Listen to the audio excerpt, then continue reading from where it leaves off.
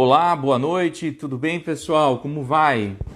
Então, temos aqui, que saudade de fazer a live. Estamos aqui hoje fazendo uma live com uma convidada também muito especial, Márcia Barreto, que já entrou aqui, já tá acenando para a gente começar a nossa live para falar sobre as emoções, né? Deixa eu convidá-la aqui, aceitar o convite, foi rápida no gatilho.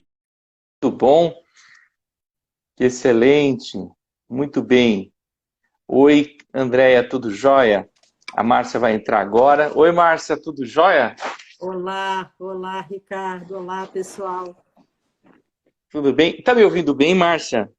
Eu tô. Meu som tá claro também? Tá tudo ótimo. Eu quero, primeiro, antes de mais nada, agradecer enquanto as pessoas estão chegando, né? Quero pedir para as pessoas aqui, ó, usar aqui mandar esses aviãozinhos que tem aqui, ó, para todo mundo que está nos assistindo. Convido um monte de gente aí, porque conseguir o espaço dessa mulher aqui não é fácil, não. Então vamos convidar bastante gente, porque temos uma oportunidade única. Márcia, antes de entrar no tema, eu gostaria de dar uns recados aqui para o nosso time, né? Uhum. Que todos vocês podem fazer perguntas à vontade, que teremos o máximo prazer de responder.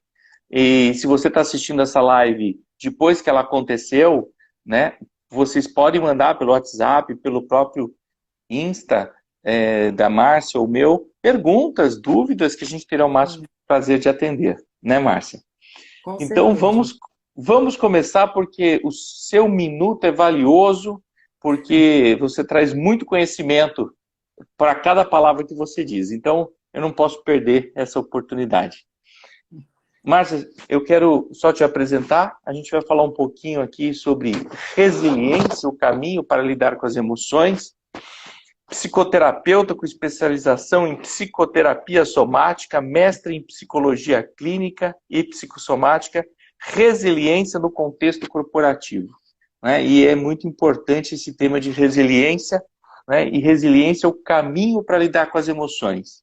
Márcia, conta um pouquinho para mim como é que você chegou no tema de resiliência. Enquanto você se apresenta e vai falando como é que você chegou nesse tema, contando um pouquinho dessa história, né? Eu vou colocando aqui, fixar o nome da live de hoje. Por favor, seja bem-vinda. Ok. Bom, primeiro eu queria agradecer, né, Ricardo, você, agradecer a Interativa. Há aproximadamente 25 anos que eu venho desenvolvendo trabalhos para empresas, para organizações, em paralelo ao consultório, né? E é sempre uma honra trabalhar com Interativa, porque a gente percebe o cuidado com os consultores, o cuidado no trabalho, e sempre a possibilidade, né, de que a gente faça alguma coisa num processo criativo conjunto, né? Então, isso é muito bacana, né? Espaços onde a gente pode pensar o mundo atual, o mundo contemporâneo, enfim, todas as questões que a gente vem atravessando, refletir sobre isso e entender como é que a gente pode usar o conhecimento da gente e ajudar as pessoas, né? Então, para mim é um prazer estar aqui com vocês. Resiliência é um tema amplo, né?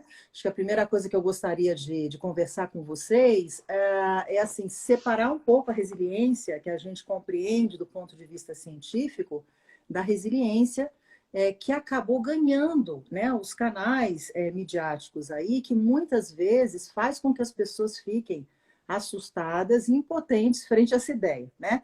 Então, em geral, o que eu escuto, né, dos pacientes, clientes e empresas é assim: não, mas aquele pessoa, aquele cara, ele é super, ele aguenta tudo, ele nunca quebra, né? Ele é uma rocha.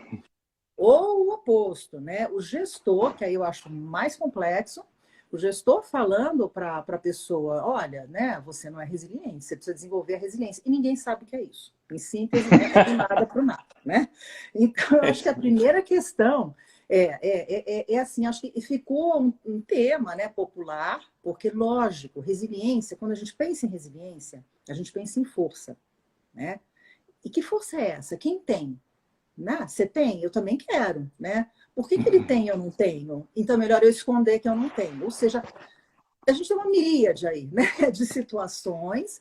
Então, eu acho importante, essas lives, elas são muito importantes para que a gente compartilhe, né, um conhecimento. A resiliência é um campo de pesquisa, é uma das minhas paixões, junto com a psicanálise, porque ela tem a ver com transformação.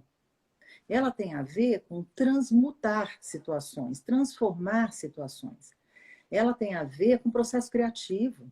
Ela tem a ver com a possibilidade da gente escolher a vida, né? E não a dor, e não o encolhimento, né? E não a paralisia. Eu vou falar um pouquinho de estresse, vamos ver por onde, né, as questões Vamos ver. vêm. O Ricardo me interrompe também. Enfim, a gente está aqui para dialogar Tá. com vocês e depois alimentar vocês com mais informação. Mas a resiliência, ela é um processo, né? É estranho pensar assim, né? Parece algo que a gente precisa ter, desenvolver, comprar, fazer um treinamento para ficar resiliente. Essa é a primeira coisa que eu diria, não faça. Não faça, não existe treinamento para ficar resiliente. Todos nós já somos, já nascemos com isso, né? É uma competência, uma característica, ela é, na verdade, um conjunto de elementos e de recursos que nós temos dentro da gente, que o próprio processo da vida vai fazendo com que a gente estimule mais ou menos, e sem dúvida, né? O que a gente vai vivendo, os ambientes por onde a gente transita, vão fazendo com que a gente tenha essa conexão, esse acesso à resiliência, né? Eu convidaria vocês, né, para assim, parar assim um segundo e pensar se você já não atravessou um momento em que tinha um desafio, uma adversidade gigantesca pela frente, e você pensou, olha, não tem condição, agora não tem saída, agora é o fundo do poço, né? E de repente você se percebeu, né, sem muita lógica, sem muita explicação, organizando recursos, pensando estratégias, vislumbrando alguma saída e que, por algum motivo, conseguiu colocar sua energia nisso, né? E a coisa aconteceu, e a coisa se transformou. Então, a resiliência, ela é um campo de pesquisa, ela é ciência, mas ela é também uma soma de outros campos da experiência humana. E eu diria que ela é uma postura, acima de tudo, né? Se num determinado momento a gente entende que a dificuldade é tão grande que a gente não vai conseguir ultrapassar, né? Esse é um momento em que provavelmente a gente não vai acessar essas forças de resiliência. Aí, ao longo das pesquisas, ao longo dos anos, a gente vai tendo contato com uma série de referências, de características que pessoas que viveram situações muito traumáticas, né, a pesquisa da resiliência, ela acompanha muito as pesquisas sobre trauma. Então, pessoas que atravessaram situações muito traumáticas e conseguiram transformar aquilo e criar em cima, a gente tem histórias lindíssimas, muito grandiosas, eu diria, né? Mas a gente tem histórias muito simples, que fazem parte do nosso campo de pesquisa. Isso é maravilhoso na resiliência. Não tem a ver com inteligência, não tem a ver com nível cultural, né? Tem a ver com a capacidade mesmo de utilização desses recursos que a gente tem dentro da gente. Então, tem algumas questões que a gente considera que elas podem ser observadas. Quando eu estou nessas situações de empresa, dando algum treinamento, né, eu sempre digo, olha, aqui a gente não está numa situação para aprender, como eu disse, né, sobre a resiliência, ser resiliente. A gente está aqui para aprender o conceito e eu espero que eu consiga ser um canal, uma facilitadora para inspirar vocês, para que vocês se inspirem, né, a transformar e a usar esses recursos que estão aí, a observar o que está no entorno. Então, tem características que costumam aparecer nessas experiências ligadas ao comportamento resiliente. Eu vou citar algumas, né, só para vocês terem alguma referência, né? Então, normalmente a gente fala de foco. E aí eu queria trazer o que a gente está conversando para o momento atual. O que nós estamos, né, vivendo? Márcia, antes de entrar nos fatores, eu acho importante contextualizar, quem chegou agora, a gente está com a Márcia Barreto, uma especialista, mestre em resiliência, conhece isso principalmente na vertente do mundo corporativo, e ela é uma pesquisadora deste assunto, né? Ô Márcia, a Márcia Fernandes está perguntando se nós nascemos com esses recursos internos. Você menciona isso em algum momento, mas eu gostaria que você confirmasse isso, né? Que isso pode ser adquirido, pode ser desenvolvido de uma maneira consciente, que a gente vai falar dos 7 fatores. Mas eu gostaria que você respondesse essa questão. Sim, sim. Até eu vou ter o privilégio de citar uma das maiores pesquisadoras nesse campo aqui no Brasil. Ela é reconhecida fora também, que foi minha orientadora no mestrado, que é a Séries Araújo. É também uma psicóloga. E ela tem uma frase belíssima que eu acho que responde a isso. Ela diz assim, que a resiliência é uma competência humana. Nós somos resilientes por natureza, nós já nascemos assim. Né? Porque nós temos, se a gente faz um link com um outro contexto, né, de estudo, que é a psicanálise, nós temos uma energia vital, né, que nós chamamos de pulsão de vida. Estou colocando numa linguagem, né, para que todo mundo possa se apropriar disso. O meu objetivo é esse, né, quando eu estou falando com a plateia acadêmica é outra conversa, né? Mas aqui é para a gente se apropriar. Então, nós temos uma energia que é uma energia vital, uma pulsão que é pulsão de vida. É muito bonito isso, porque num determinado momento da trajetória da obra, né, da construção da obra freudiana, né, o Freud se deu conta de que ele já falava da pulsão de vida e ele se deu conta, por conta das guerras, isso foi escrito ali no Entre Guerras, Primeira e Segunda Guerra Mundial, que nós tínhamos também um drive, né, uma energia destrutiva. Ele não conseguia explicar. Se o ser humano tem essa conexão com o vivo, com a vida, por que será que ele faz, que ele cria situações onde o grau, o nível de destrutividade é tão grande? E aí ele diz uma coisa muito bonita, que eu acho que casa muito com o que eu dizia, né? É do humano, é uma condição humana. Ele diz assim, sim, nós temos, né, como se fosse essa força contrária, mas existe uma inclinação para a pulsão de vida. Então, estudar resiliência é andar numa espécie de fio da navalha entre ciência, poesia, arte e espiritualidade. Por isso que é tão apaixonante. E a gente fica, às vezes, quem gosta, né, quem pesquisa, quem estuda, a gente fica um pouco preocupado com, como eu dizia, né, com o uso que está sendo dado à palavra resiliência, com a mistura da resiliência com algumas questões que são mais da esfera da autoajuda, né? Isso. E com a não autonomia que isso provoca, né? Então, a ideia é de que as pessoas comecem a observar, né? Eu sempre recomendo isso. Puxa, da onde a gente parte? Qual é o fiozinho, né? O primeiro pontinho que a gente pode usar como referência para pensar a nossa resiliência?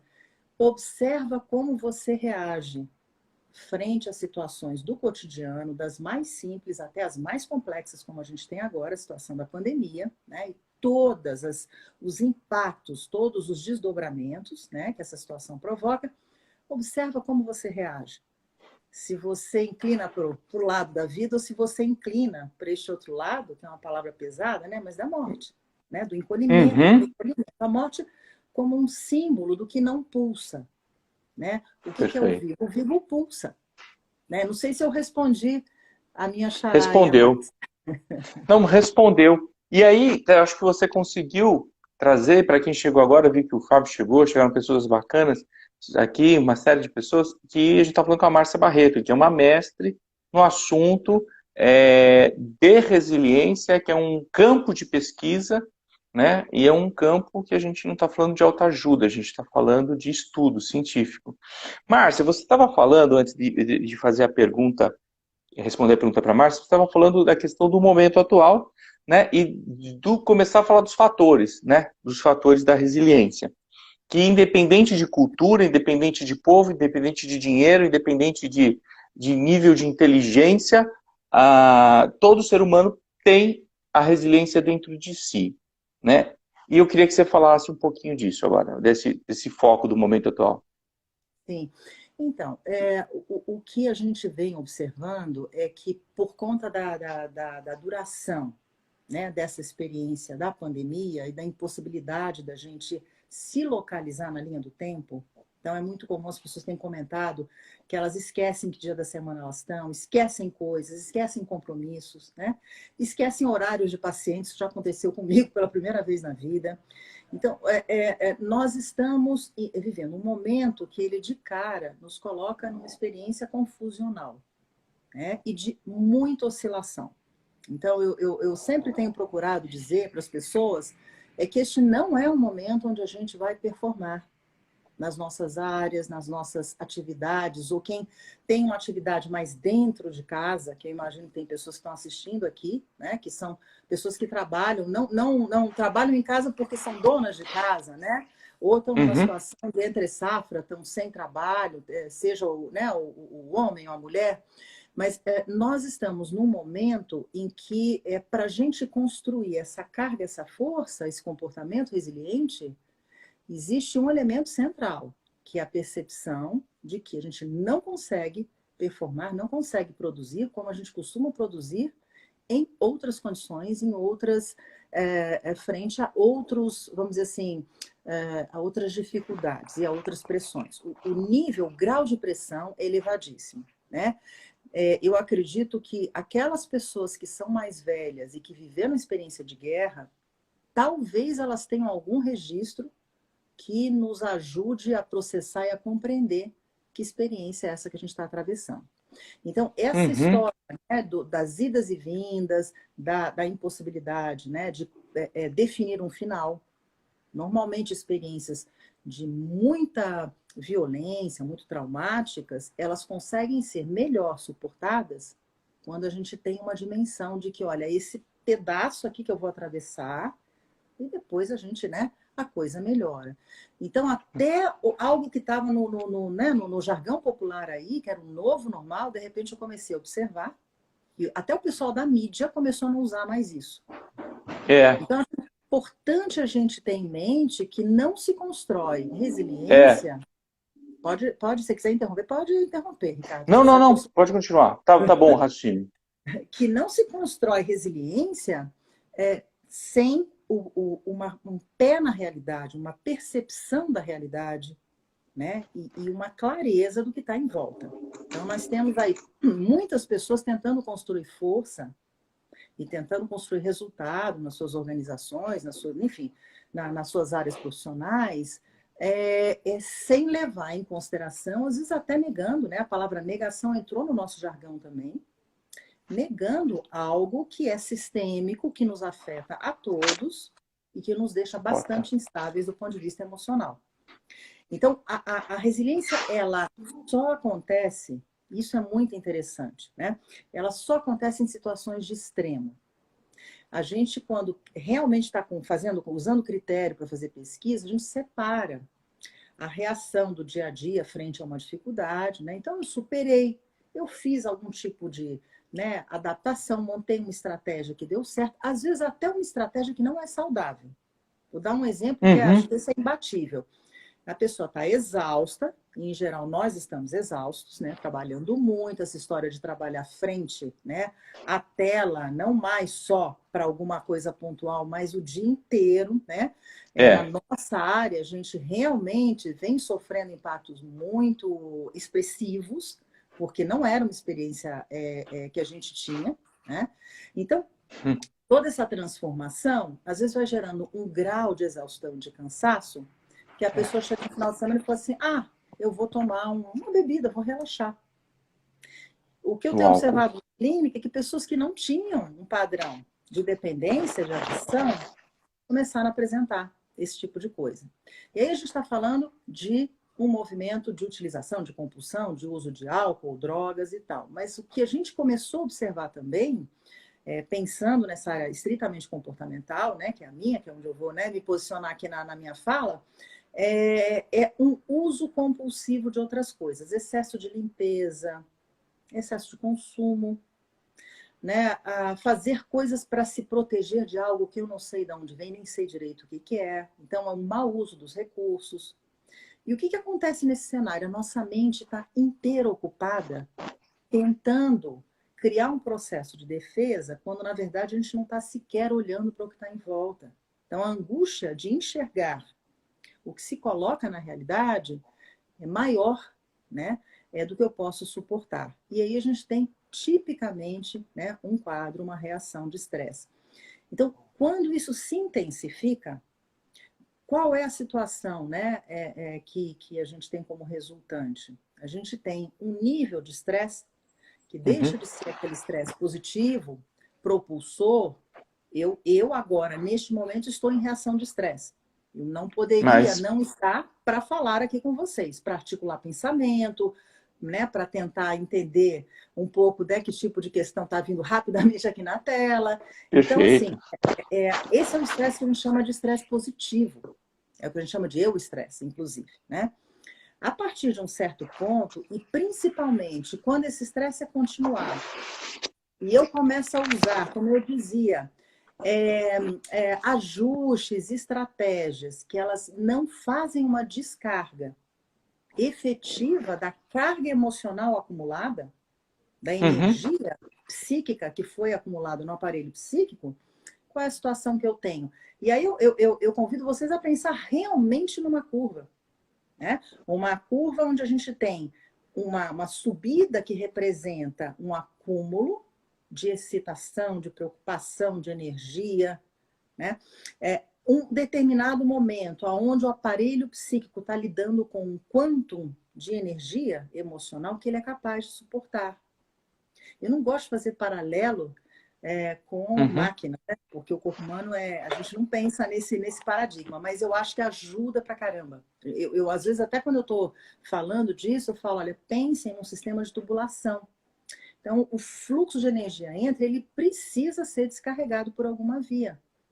Se a gente tem uma tubulação, um sistema hidráulico sobrecarregado, provavelmente a gente vai ter vazamento.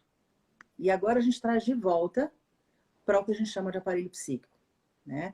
Que tem um funcionamento não determinável, a gente não sabe exatamente, né? Exatamente em que parte do cérebro, mesmo com neurociência, né, bombando, acontecendo, neuropsicanálise, pesquisa pra caramba nisso, a gente não sabe. Né? A gente, já localizamos o inconsciente. Aí vem outro e diz, não é aqui, é ali, né? Então, mesmo com toda essa dinâmica, a gente não... É um mistério. Então, imaginem se a gente vem na vida, no nosso dia a dia, com a consciência de que nós somos seres racionais, que a gente controla nossas emoções, que a gente faz treinamento na empresa para fazer gestão das emoções, e de repente a gente é atravessado por uma pandemia. E essa descrição que eu fiz de uma sobrecarga psíquica passa a ser nossa companheira, nosso companheiro, nossa companheira, sei lá, do dia a dia.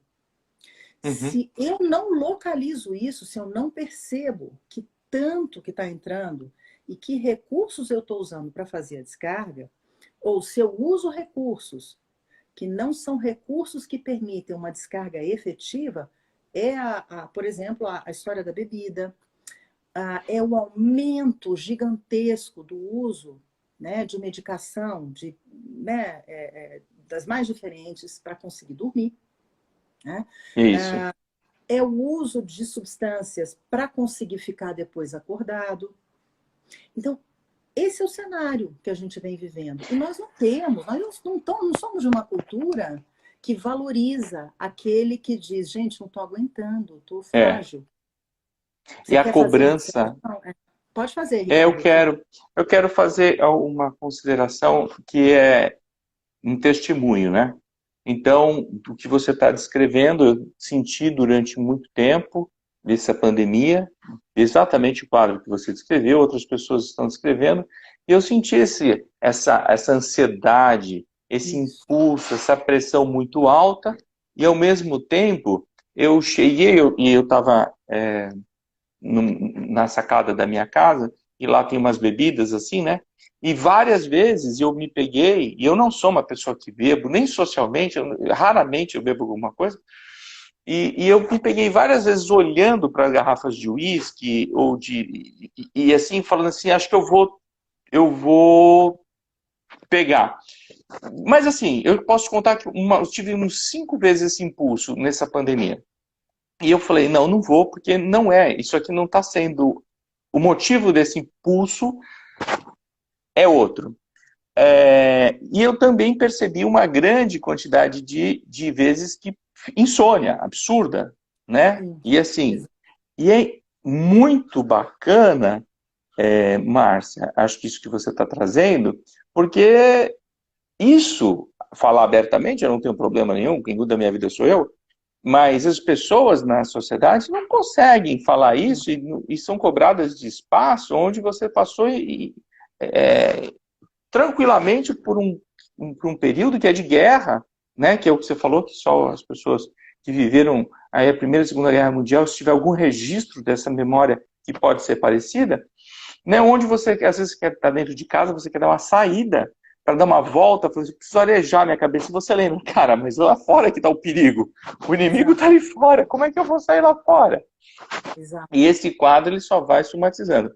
E aí, dentro da questão, se você pode continuar na tua linha, mas dentro do estudo que eu também sou apaixonado de resiliência, graças a você, e se tudo que eu sei de resiliência eu aprendi com você, e porque eu li seu livro, porque eu estudei o que você indicou para eu ler, né? E é isso. Tem o Havist e o Chatê, que foi o objeto da tua pesquisa, que é um teste incrível, né? E ele fala dos 7 fatores, e tem a questão do controle de impulso, né?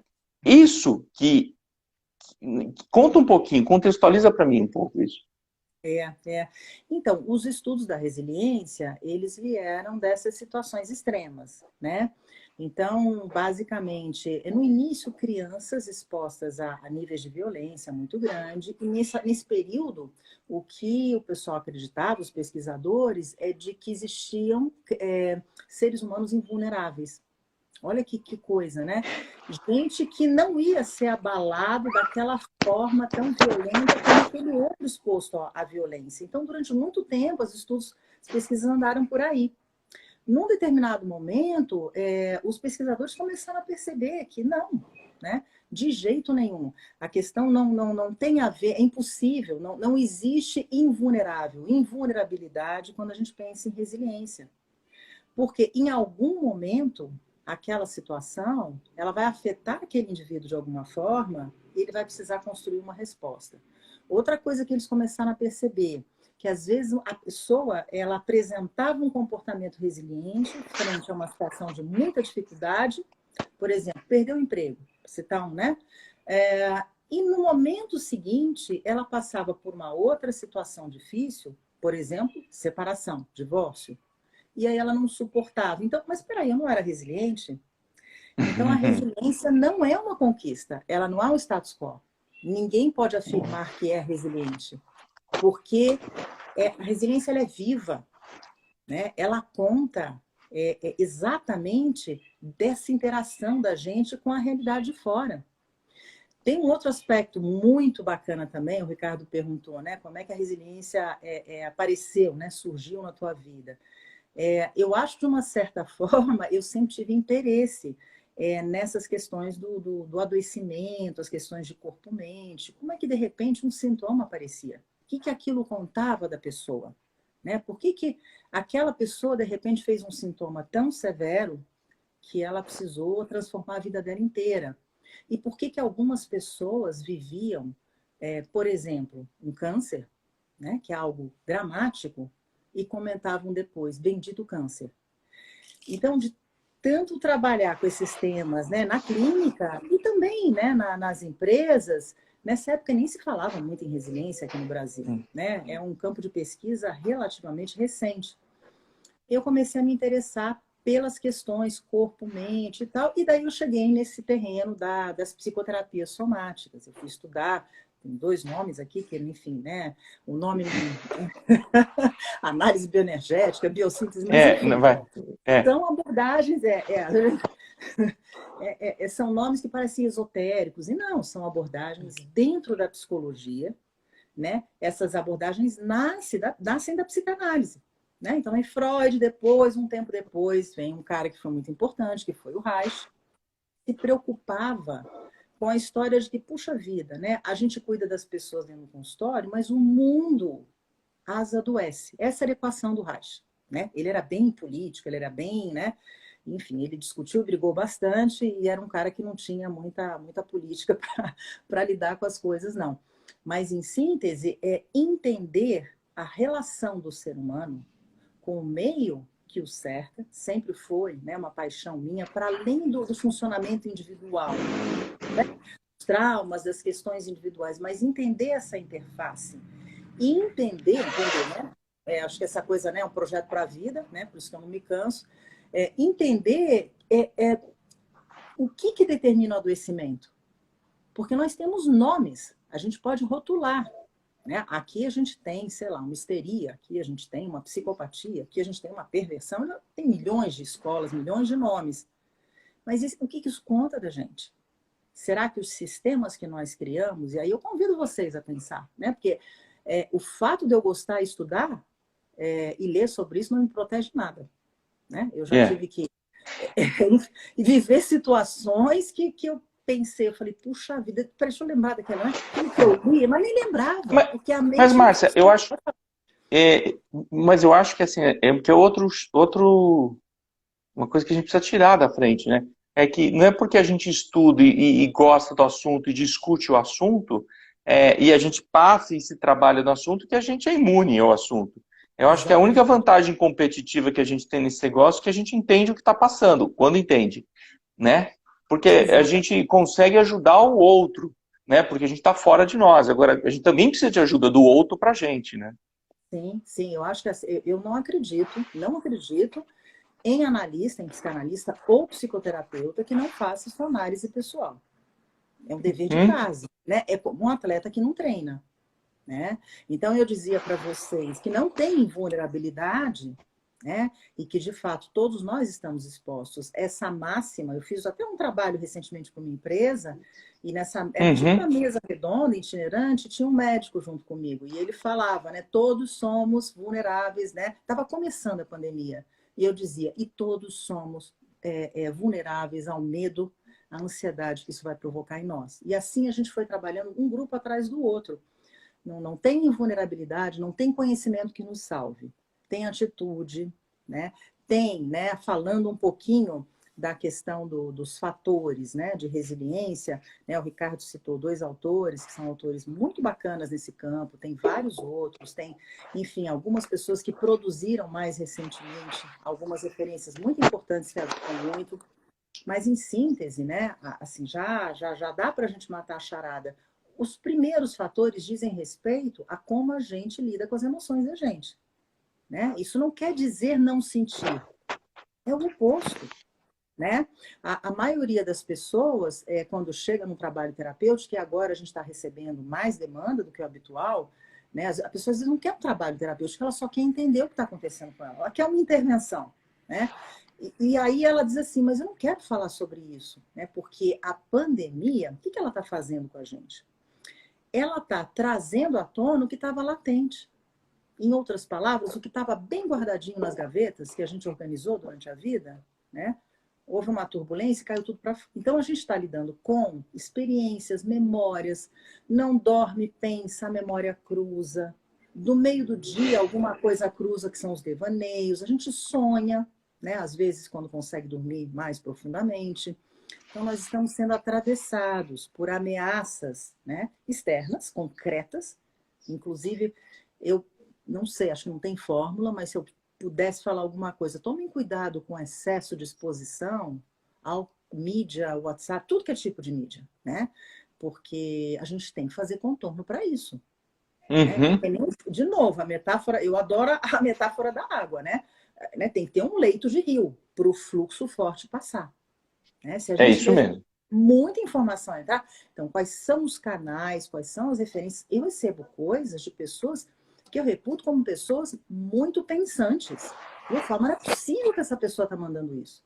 Desde que tem sei lá, um asteroide que vai bater na Terra, tudo que vocês puderem imaginar. E são pessoas que eu considero, né? Não é uma pessoa que está, né? Pessoa que se trabalha e tudo. Então, acho que todos nós estamos, né? Há momentos em que a gente fica realmente sem referência e quer buscar na mídia alguma coisa, excesso de informação circulante, né? Tomar cuidado até com as lives, né? Quem está falando, quem está dando a entrevista, da onde vem esse conteúdo? A pessoa tem seguidores, mas ela não tem robustez acadêmica. Isso é muito sério. Então, muito fantástico, sério, né? Márcia. Muito sério. Ter seguidor é uma estratégia de marketing digital. Bacana pra caramba, mas o que essa pessoa investigou para poder compartilhar? E outra coisa que eu tenho muito medo, né? Essas histórias de vamos ensinar vocês. Não vamos ensinar nada, vamos pensar juntos. Né? Eu posso trazer referências teóricas, mas vamos pensar juntos. Esse mundo demanda pensamento. Eu sempre falo, né, assim, para os clientes, que o trabalho clínico ele serve pura e simplesmente para ampliar a capacidade da gente de lidar com a realidade tal qual ela é. É essa musculatura que a gente quer. É isso que a gente quer desenvolver. É poder olhar para a realidade, às vezes, se encolher, né, e falar, não dou conta. E às vezes olhar e falar assim, caramba, tem uma pessoa super bacana que eu posso falar sobre isso com ela. Eu tenho uma cliente, outro dia, ela nem está fazendo, né, a terapia, e eu liguei para saber como ela estava, e ela disse assim, Márcia, eu descobri que eu sei fazer... Ela está fazendo uns casaquinhos de, sei lá, de crochê, de tricô e tal. Eu estou vendendo. Ela falou assim, e pior é que está dando certo. Então, assim, não estou querendo ser poliana, nem piegas, mas, assim, não dá para falar deste assunto sem fé. Impossível. Não dá para falar Que, de aí, resiliência que sem é o fé. otimismo, né? Que é um dos fatores lá. Exatamente. Então, a gente tem a questão da gestão das emoções, né? A possibilidade da gente parar diariamente, se possível, avaliar, observar o que eu estou sentindo nas relações. Eu estou vendo muita gente metendo os pés pelas mãos, e todos nós, eu mesma, né?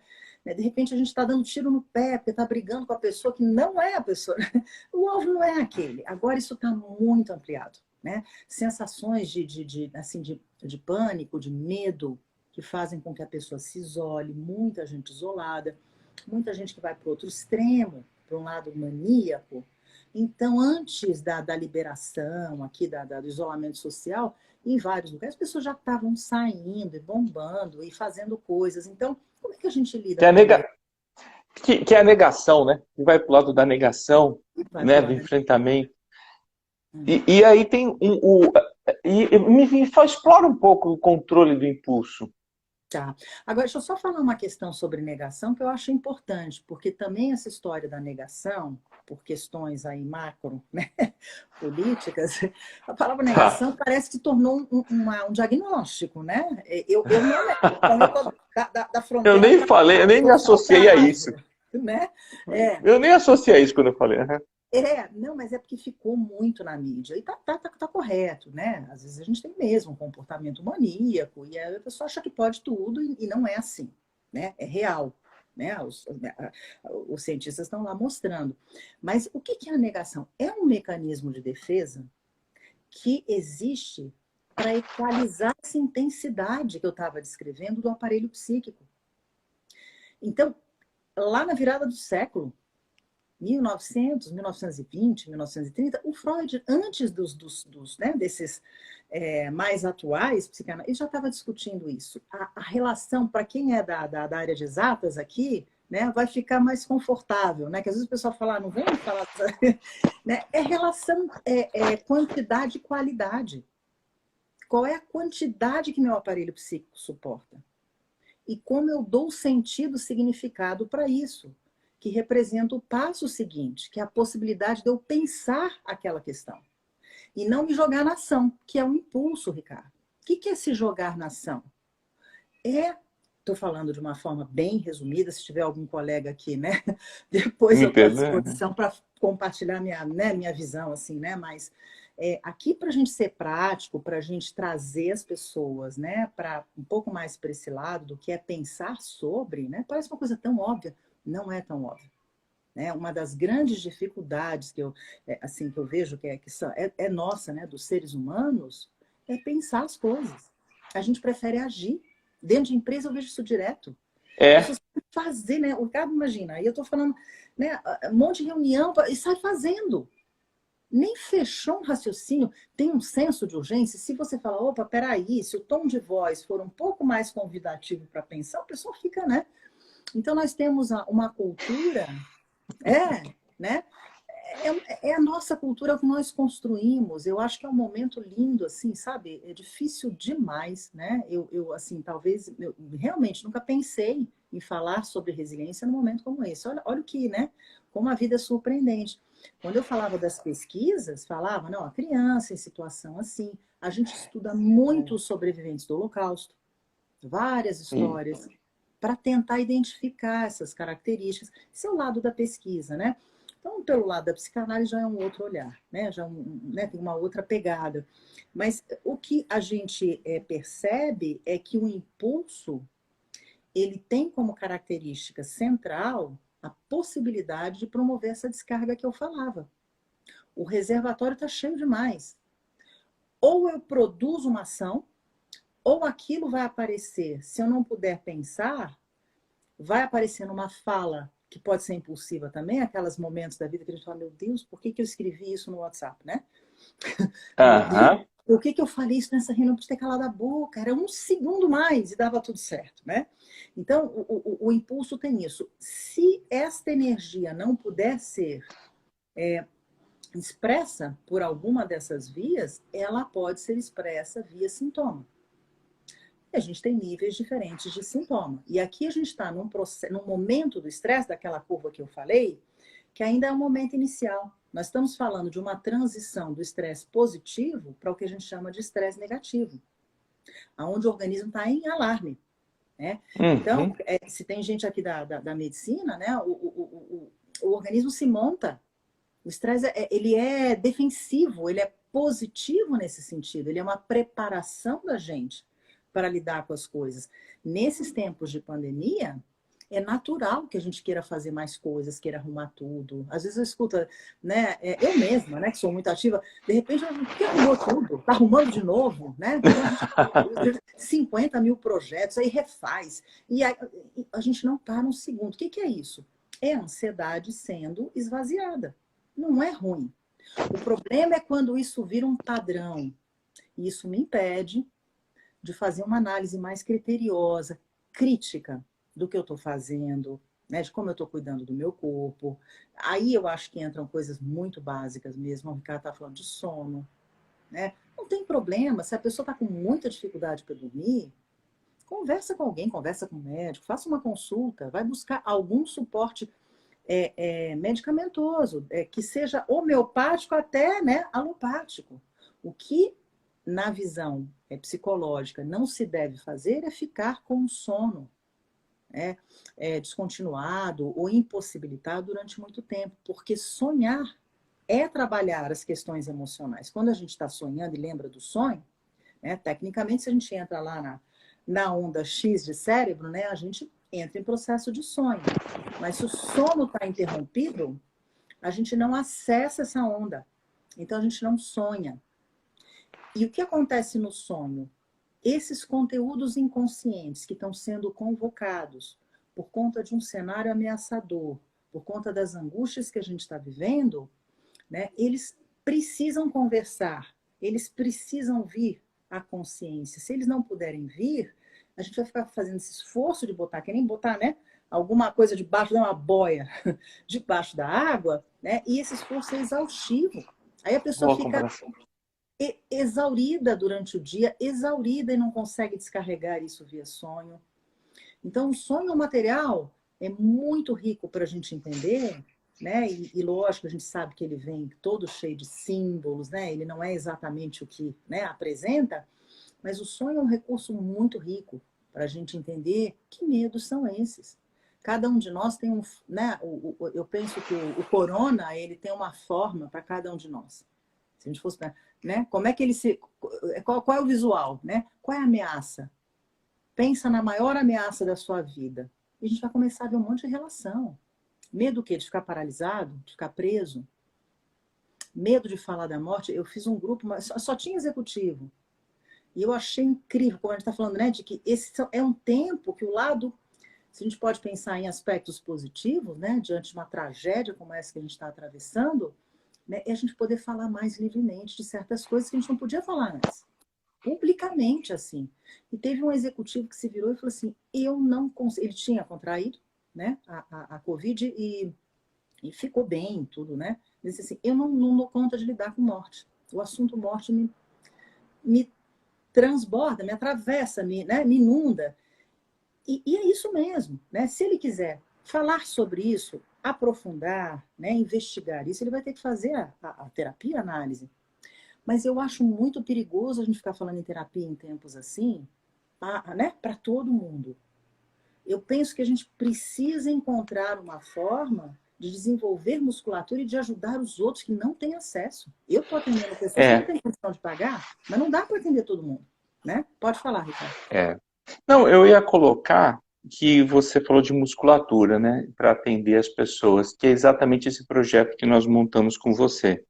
né, com você, com a Márcia Fernandes, que está aqui, com a Carla, né, que é esse projeto do abraço, né, o projeto, na verdade, que virou Acolhendo as Emoções, né, que começa com o nome e vai para o Acolhendo as Emoções, dentro das empresas, onde a gente consegue colocar um canal onde as pessoas podem falar, né, inclusive que é estendido aos familiares das empresas que estão nos procurando.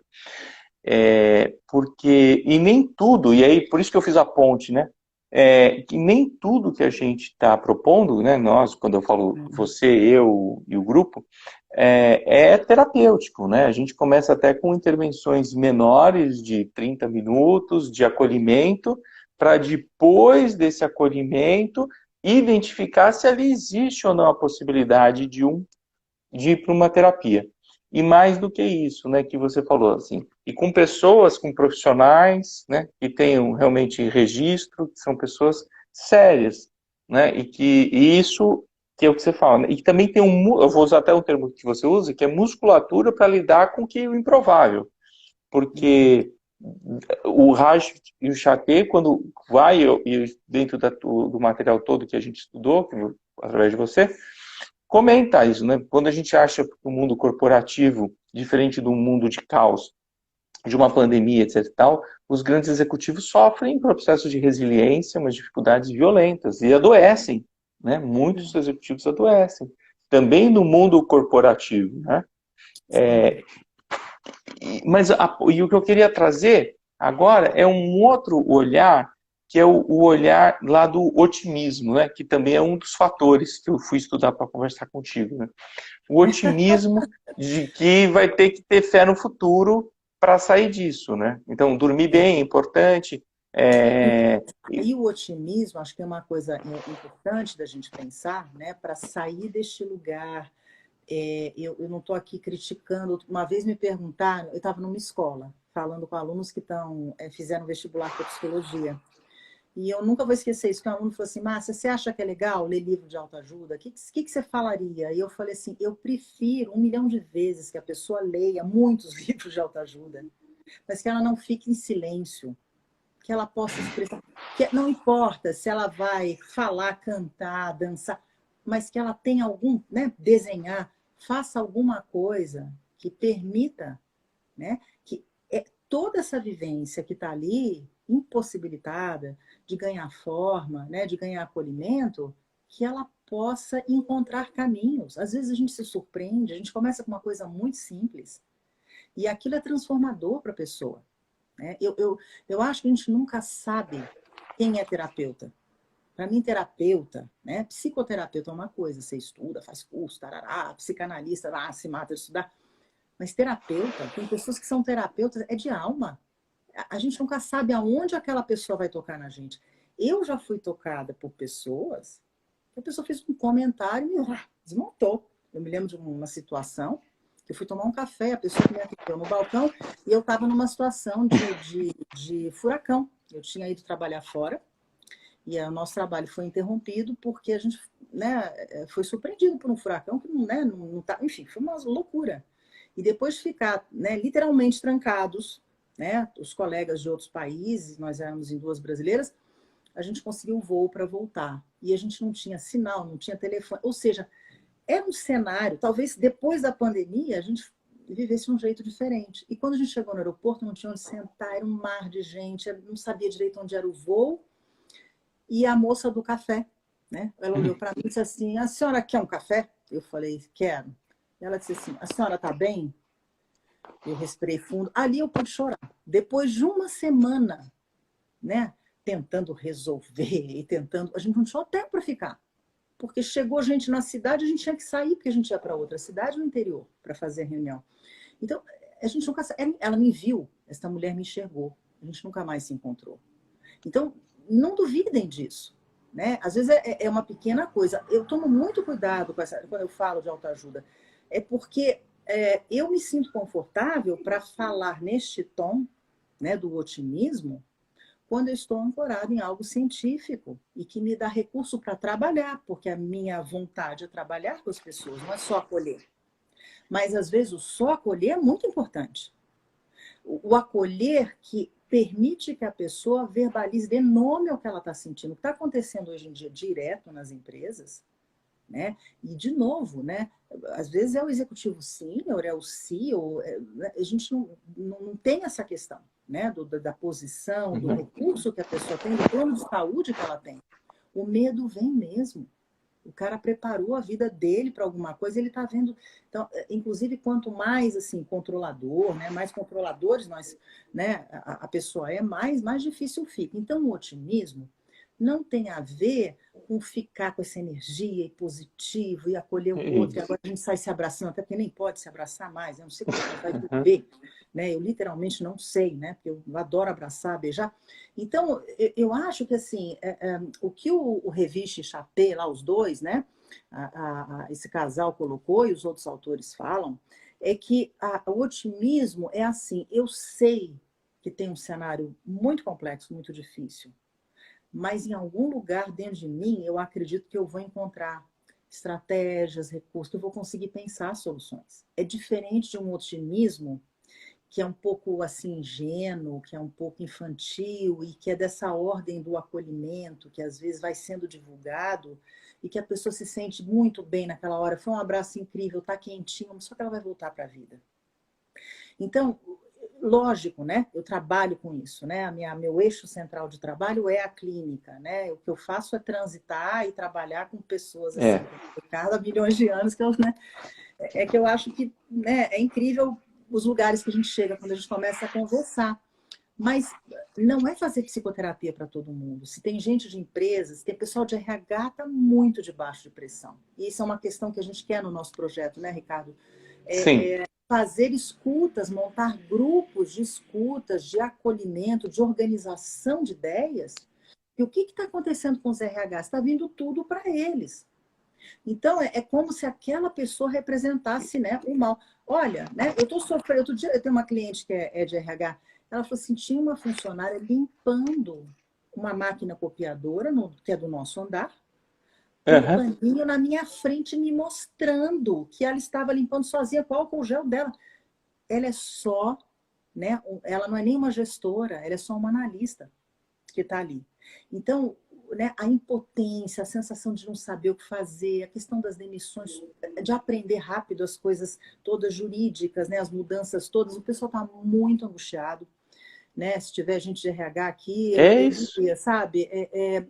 A gente quer conversar, né? Fala, Ricardo. Não, eu ia te falar que exatamente isso que está acontecendo. A gente tem algumas reuniões na semana com pessoas de RH e eu tenho escutado isso, né? Exatamente, que assim, eles estão dizendo assim, gente, eu tô em depressão, eu não estou bem, eu estou me afastando. Por quê? Porque eu não dou conta disso aqui, né? Eu estou tendo que dar conta de mim, da minha família, agora de toda essa organização, como se eu fosse, né? Então, para onde vai esse RH, que é um tema de uma outra live. Márcia, acredite, faltam 4 minutos para a gente Não é acabar a nossa possível. live. Não é Juro? Não, mas quando você começa a falar, é isso que acontece mesmo, né? Passa a hora assim que é impressionante. Eu diria que foi a live que eu mais fiquei quieto, tá? E não precisava ter falado nada mesmo. Era só boa noite, tchau. Mas, ô Márcia, nesses 3 minutos que faltam, né, e é lógico que você vai voltar, e eu quero já anunciar para todo mundo que na semana que vem a gente tem a Márcia Fernandes, que é uma charada da Márcia, que também está com o nosso projeto, que vai falar sobre emoções e vai falar também sobre esse tema que está aqui com a gente. Então venham, assistam, porque a gente vai continuar com esse tema. Eu vou ver se eu consigo trazer a Márcia Barreto, porque eu vou te contar, hein? Ela tem conteúdo para ensinar para a gente. Mas se você gostou, compartilhe essa live com um monte de gente, que é muito importante. Márcia, eu gostaria que você dissesse algumas recomendações finais, né? Sem receita, que eu sei que você detesta receitas, né? A não ser para cozinhar. Mas conta para mim. Eu acho que a questão, assim, né, além desses elementos da resiliência, né, claro, tem foco, tem, né, questões, assim, bem objetivas, mas tem uma que eu acho que fecha a nossa conversa, né, que é a questão do significado, né? Qual o sentido que a gente está dando para as coisas e o que efetivamente, né, a gente quer construir, né? A pressão vai vir, mas assim, às vezes num espaço muito restrito, a gente constrói um movimento. Agora eu vou usar um pouquinho de referência da arte, né? Você restringe aquele ator, aquele bailarino, e o que você vai observar é que vai vir um movimento mais de essência, mais profundo. Porque não tem nada exterior, não tem grande coisa para fazer, né? É aquele pequeno movimento que conta tudo, né? É aquela sensação que cruza a gente, que fala que página a gente está e para onde a gente quer ir, o que a gente precisa. O resto é construir, o resto é pensar sobre isso, né? Então, uma das questões fundamentais da resiliência tem a ver com a espiritualidade, não religiosidade, né? Não tem a ver com uma religião, que eu sigo um credo, mas a espiritualidade no sentido de imaginar que a vida ela é muito maior do que o que a gente está vivendo agora. E que ela tem muito mais oportunidade, terá muitos outros desafios, e que nós estamos em trânsito, a gente está, né, atravessando um processo. E que isso tem que ganhar um sentido. Então, acho que uma frase que todo mundo usa de resiliência é uma frase do Nietzsche, né? Se eu tenho um porquê, eu consigo suportar qualquer situação. Esse porquê não é que eu acordo todo dia com essa força. Não pensem nisso. Se alguém contar isso, eu diria, desconfie. Né? Tem dias que a gente acorda um pó. E tem dias que a gente fala, é isso. O que não pode deixar o fluxo, né, criativo arrefecer. O que não pode é se misturar com pessoas, com informações, energias que façam esse esvaziamento da gente, né? E a última coisa que eu diria que é uma grande lição da resiliência. O ato criativo e das situações traumáticas, né, quando a gente trabalha com situações muito grandes de trauma, de meio ambiente, de migração, Brumadinho, né, eu acompanhei várias. Nossa, a gente podia fazer uma live sobre Brumadinho. Então, é a questão das comunidades. Isso que a gente está fazendo, olha, eu sou jurássica, não sei mexer com isso, nem me sinto à vontade. Eu descobri que isso é uma forma de a gente estar em comunidade, de alguma coisa que, né, que eu gosto, que eu posso compartilhar com gente que está afim. Então, se eu estou aqui falando, é porque tem gente que está afim e está me passando essa energia, sei lá por que onda, né? Mas é a força da comunidade. Isso é provado, a gente tem um monte de histórias, né? A comunidade, ela é autocurativa, né? Ela se autorregula. O conceito fundamental da resiliência é essa capacidade de a gente se autorregular. Gestão das emoções, autorregulação, né? É a gente se reorganizar a partir do caos. Não é ficar na estabilidade. Não esperem isso. Não esperem um novo normal. Mas se fortaleçam para muitos episódios de caos e para a possibilidade de se autorregular, tá? E nossa, fantástico. Saúde, muita luz, né? Que vocês fiquem bem. Né? Muito obrigado. Márcia, gratidão, muito bom. Foi uma verdadeira aula, né? Todo mundo aqui pediria hashtag Fica Márcia, quero mais. Mas vai ter, mas nunca vi tanto o coração subindo, né? Foi incrível, uma aula. Daí, Eu acho que sim, tá todo mundo aqui, muita luz, né? O pessoal, a Regina Paixão, Cristiane, Nicete, tem uma galera aí, Fábio. Nossa, que legal. Tem uma galera aí saudade, que você estava aqui com. Regina. Não, pessoal, fica. Eu prometo, Márcia volta daqui 15 dias, a gente faz uma outra com ela. Vamos, tá bom? Um beijo. Obrigado. Um beijo na Vale. Tá bom? Obrigada. Está assistindo ali. Tá bom. Obrigada um beijo. por me permitirem isso. Um beijo. Fiquem bem.